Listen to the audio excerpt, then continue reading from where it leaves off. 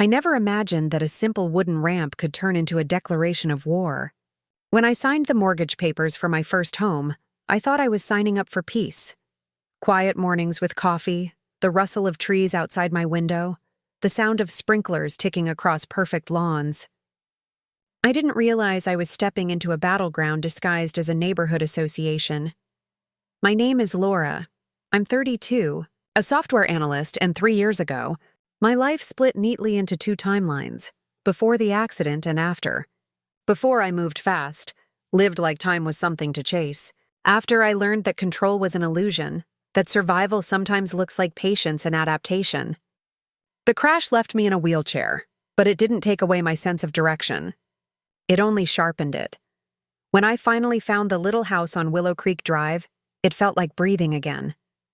It was small, practical, single-story, with wide doorways and sunlight spilling through every window.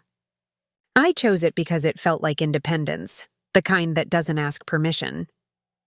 I had worked, saved, planned every detail. The porch needed a ramp, nothing extravagant, just a soft slope that would let me roll through my front door without help. I saw it as an upgrade, a quiet extension of freedom. The neighborhood looked ideal at first glance. Trimmed hedges, even sidewalks, mailboxes standing in obedient rows. It seemed peaceful, organized, maybe too organized. The kind of place where every lawn blade looked like it had been measured. I should have known that perfection, that rigid, usually comes at a cost. A week after I moved in, the first sign appeared.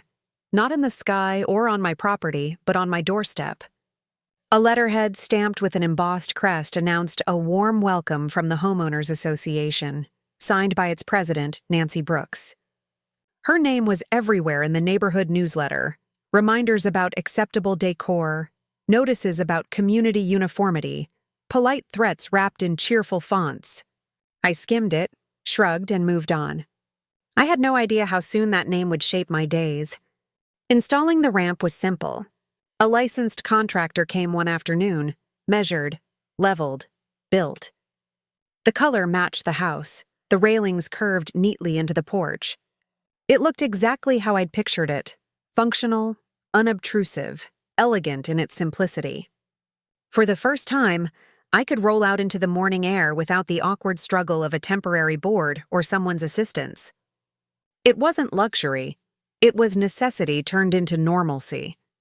The next morning, the ramp became evidence. A bright orange notice flapped against my front door, accusing me of violating community aesthetic standards. It used legal language but felt personal, like someone had taken offense at my existence.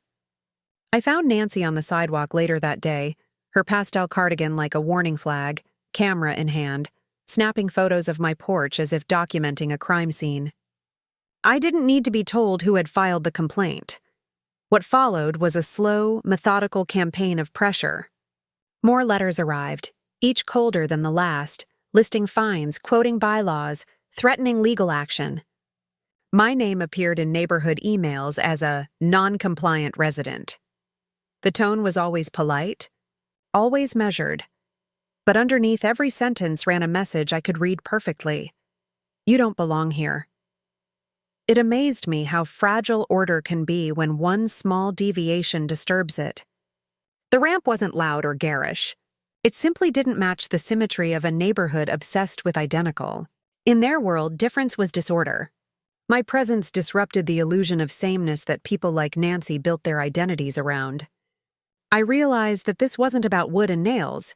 It was about control. At first, I tried to rationalize it. Maybe it was a misunderstanding. Maybe she simply didn't know the law. But the notices didn't stop. The fines increased.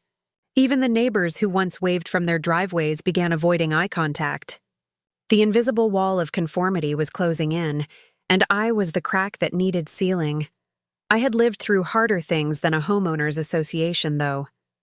Bureaucracy was just another kind of injury.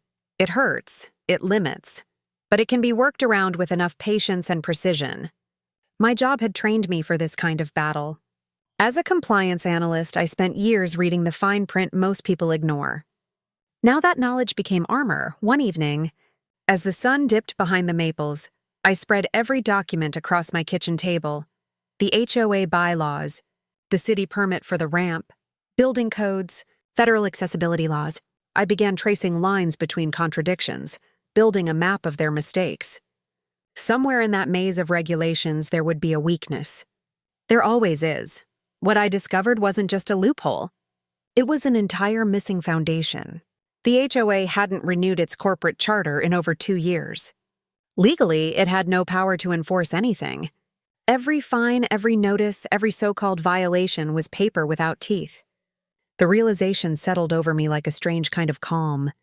I wasn't powerless. They were. Still, I knew information alone wasn't enough. People like Nancy didn't crumble when confronted with logic. They unraveled when the illusion of authority slipped. So I documented everything: timestamps, photos, recordings of her walking up my path to tape new warnings to my door. Each piece of evidence was another nail in the coffin of her credibility. For weeks, I worked quietly, improving the ramp, repainting the railing, planting lavender and daisies along its edge. Every detail was chosen with precision, subtle, compliant, beautiful. Resistance, I learned, didn't always have to look like defiance. Sometimes it looked like perfection. When I rolled down that ramp each morning, I felt something shift. It wasn't fear anymore. It was purpose. She could send 100 letters, print 1,000 threats, and it wouldn't matter. The ramp stood firm, and so did I. The weeks that followed blurred into one long repetition of paper, threats, and silence. The orange notices kept appearing on my door like clockwork, each one printed with the same sterile authority and the same hollow tone. The first fine demanded $50. The next one doubled it. And the third came with a promise of legal action if I continued to ignore community standards. The wording never changed, but the weight of it did. It wasn't the money that stung. It was the implication that my independence was a violation.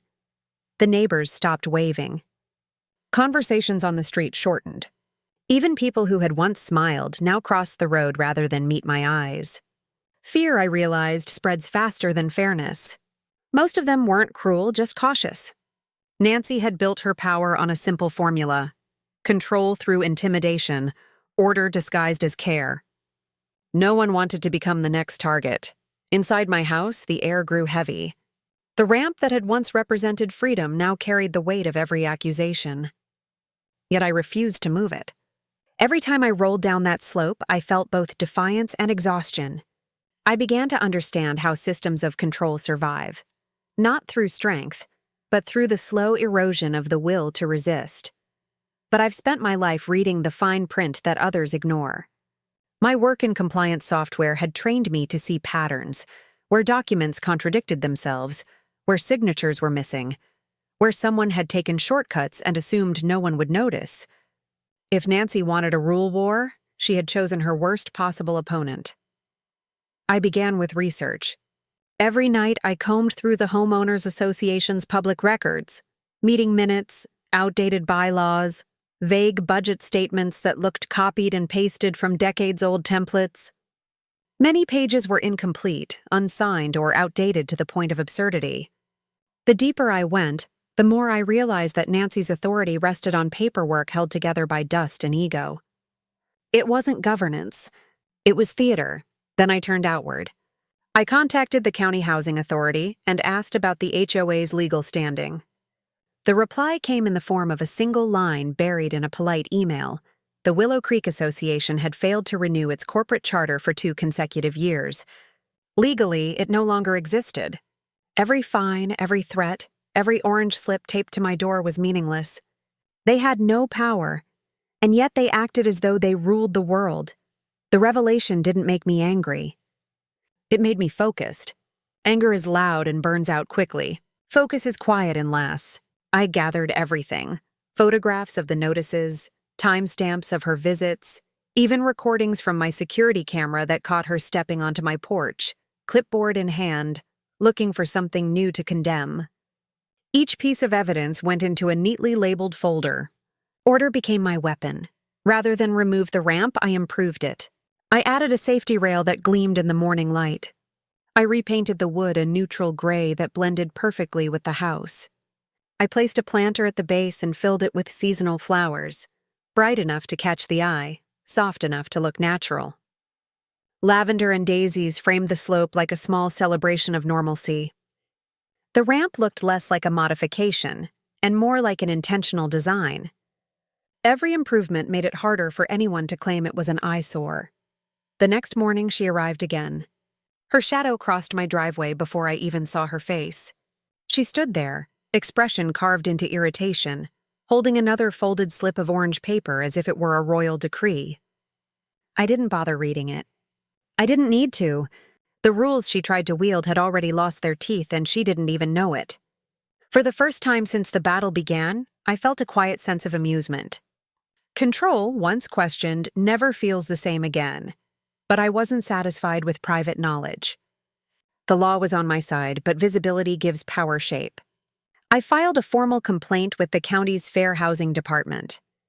The folder I sent them included everything: photos, letters, time-stamped recordings, and transcripts of her remarks about how my ramp ruined the neighborhood's aesthetic.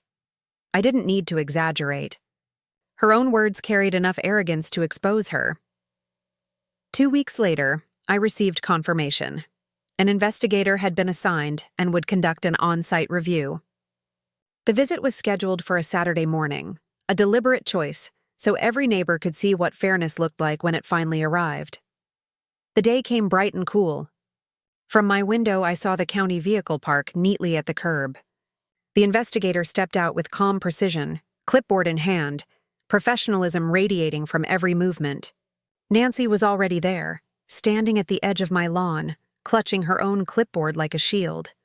Even from a distance, I could feel the tension, the way she straightened her shoulders to appear composed. I stayed inside at first, watching as she gestured toward my porch, no doubt explaining her fabricated version of order. Then something changed in her posture. The investigator shook his head slowly, speaking in that deliberate, measured tone bureaucrats use when correcting people who should know better. She froze. Her composure fractured.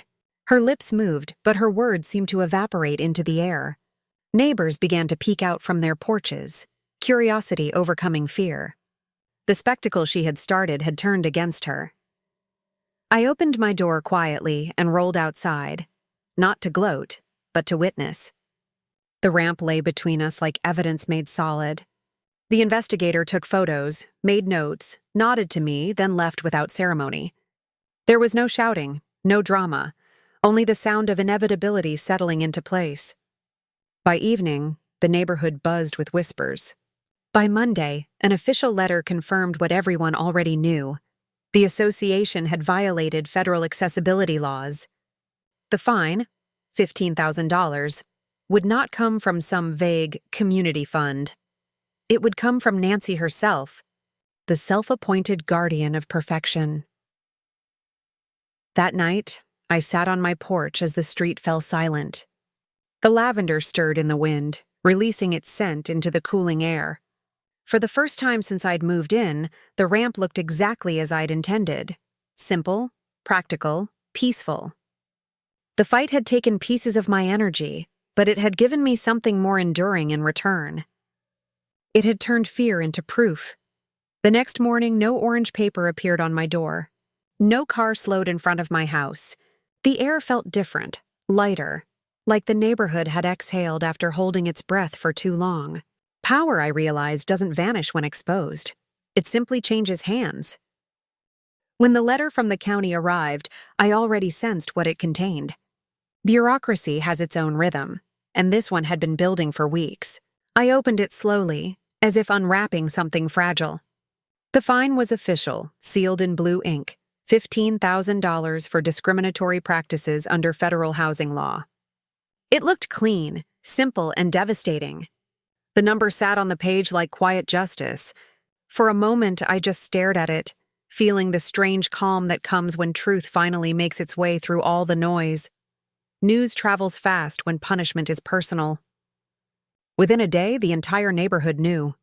People whispered on sidewalks, messages fluttered through group chats, and for the first time, Nancy's certainty began to wobble. She tried to rally support, sending out glossy emails filled with defensive language about unfair targeting and bureaucratic overreach. But the more she tried to explain, the more isolated she became. No one wanted to be on the side of the losing argument, especially when that argument had cost them higher HOA fees. Then came the twist of irony so sharp it almost made me laugh. Because the association's registration had expired, the fine couldn't be charged to a non-existent entity. The law redirected accountability to the last active officer on record, Nancy herself. Her title, the one she wore like armor, became her liability. The debt was hers alone, personal and non-transferable. Every threat she had taped to my door had come full circle and landed squarely at her own. She appealed, of course. People like her always do. But the system she once weaponized now turned its gaze toward her, and paperwork, for once, worked exactly as intended. I expected the story to end there, cleanly, with silence. But power doesn't fade quietly. It clings. Nancy didn't surrender, she shifted tactics. The letters stopped, but whispers replaced them. Rumors crept through the hedges and across driveways. I became, in her retelling, a villain in a tailored narrative. The ungrateful neighbor, the litigious troublemaker, the woman who ruined the neighborhood. The precision of her gossip was almost admirable. She didn't raise her voice anymore. She lowered it. For a while, I tried to ignore it. But reputation, once stained, has its own gravity. I could feel the weight of suspicion in glances that lingered too long. I knew I couldn't let her rewrite the ending. If she wanted an audience, I would give her one. Just not the story she expected. So I began planning something different, something constructive. I turned my driveway into a stage for inclusion. I designed a small community workshop and called it Access for All. It wasn't about revenge, at least not entirely. It was about visibility, about taking the thing she had tried to frame as a nuisance and making it impossible to ignore in a positive way. I invited veterans groups, accessibility advocates, and the local press. Flyers went up at the library, at the coffee shop, on notice boards she once controlled. I didn't ask for permission. I didn't need any. The morning of the event dawned bright and sharp. I remember the smell of fresh paint from the ramp railings I'd retouched the night before, the hum of conversation rising from curious neighbors. Folding chairs appeared on the driveway. Someone brought coffee, someone else set out muffins. The turnout was larger than I'd dared to hope. Strangers mingled with residents, voices blended, laughter spilled out over the curb. The camera crews arrived mid-morning, capturing everything: the smooth glide of a wheelchair on polished wood, the easy smiles of volunteers demonstrating accessibility features, the slow realization on people's faces that inclusion wasn't political, it was human. When the local news aired the segment that weekend, the shot that lingered wasn't of me. It was of the ramp itself, gray, simple, adorned with lavender and daisies, framed by sunlight. And just behind it, perfectly centered in the background, stood Nancy's immaculate front yard, her lawn sign reading "Pride in Perfection, Willow Creek HOA." The caption beneath the broadcast title read, "Local woman inspires change after HOA discrimination case." It was poetic in a way that no script could have planned. By Monday, the association's inbox had collapsed under the weight of public outrage. Emails poured in from residents and strangers alike, demanding transparency, accountability, reform. The county responded by opening a secondary audit, combing through years of HOA financials. What they found was worse than negligence. It was self-interest disguised as stewardship. Thousands of dollars labeled as maintenance expenses had quietly flowed into the contracting business owned by Nancy's husband. The pattern was unmistakable, the evidence irrefutable. The next community meeting was unlike any the neighborhood had ever seen. The small clubhouse that usually echoed with emptiness was packed shoulder to shoulder. For once, I wasn't the outsider. I sat near the back, quietly watching the current of frustration that had been building for years finally break the surface. People who had once stayed silent now spoke openly, about unfair fines, arbitrary rules, the fear of small mistakes being punished. The air felt charged, like the moment before a storm clears. When the motion for a vote of no confidence was raised, it wasn't shouted. It was spoken with the calm certainty of inevitability. Hands went up one after another, and the count wasn't close. Nancy's reign, built on fear and formality, ended in the same place it had begun, a room full of neighbors she'd tried to control. Her husband, expression hollow, placed his keys on the table and said nothing. Power, when exposed to light, evaporates fast. The new interim president was Linda, the quiet widow from 2 houses down who had spent the past year tending her rose garden and minding her own business. She began her leadership with simplicity and grace. The first motion she passed ensured that no HOA restriction could ever again contradict federal accessibility laws. The second motion stated without ceremony that the ramp would stay permanently. When she finished, the room filled with applause that felt like sunlight, warm, steady, collective. For the first time since I had moved in, I felt the boundary between me and them dissolve. Someone handed me cookies, someone else thanked me for not giving up. Inclusion, I realized, feels a lot like belonging. Weeks later, a city truck pulled up at the entrance of Willow Creek Drive. Workers installed new accessible curbs at every intersection, their bright yellow edges glowing under the afternoon light. It was a small change, almost invisible in the grand scheme of things, but to me it felt monumental, proof that what had started as a battle for one ramp had turned into progress for everyone. The local newspaper ran a quiet article about it. Neighborhood learns inclusion the hard way. The accompanying photo showed me beside the ramp, surrounded by flowers and sunlight, looking not victorious but peaceful. Down the street, Nancy's house stood with a crooked for sale sign leaning into the wind. Justice rarely announces itself. Sometimes it just shifts the landscape slightly and lets silence finish the story. Life afterward felt lighter, quieter. Not because the noise had stopped, but because it had lost its power. The ramp was still there, solid and unremarkable, yet to me it had become something sacred, a small monument to persistence. Each morning, as I rolled down its smooth surface into the day, I felt the same rhythm under my hands, the soft hum of wheels against wood, the steady reminder that stability can be built even out of defiance. Nancy had tried to make me invisible. Instead, she had turned me into something she never intended. Visible, grounded, undeniable. She had wanted control, and in trying to preserve it, she'd created change. The irony still makes me smile. Revenge, I learned, doesn't have to roar. Sometimes it's quiet, deliberate, and entirely lawful. Now, every evening when the sky fades and the scent of lavender rises with the wind, I look at the ramp and see more than an adaptation. I see proof that resistance doesn't always look like conflict. Sometimes it looks like patience, resilience, and the refusal to apologize for existing.